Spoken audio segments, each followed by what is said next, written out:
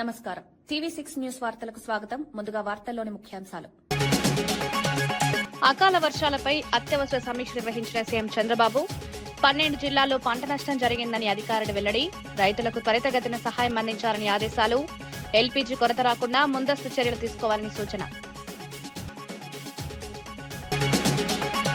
Drugs కేసులో BJP మౌనంపై ప్రశ్నించిన మహేష్ గౌడ్ కీలక అంశంపై స్పందించలేదని బీజేపీపై విమర్శ.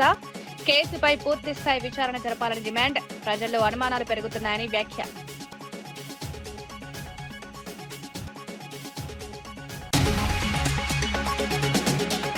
జాబ్ క్యాలెండర్ పై ప్రభుత్వాన్ని ఎద్దేవా చేసిన చంద్రశేఖర్ ఇది జాబ్ క్యాలెండర్ కాదు, జోబ్ క్యాలెండర్ అంటూ విమర్శ.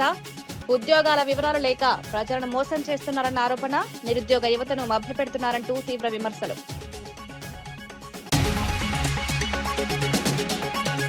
పాకిస్తాన్ పై తీవ్ర వ్యాఖ్యలు చేసిన అసదుద్దీన్ ఓవైసీ అమాయకులపై దాడులు మానవత్వానికి విరుద్దమని విమర్శ.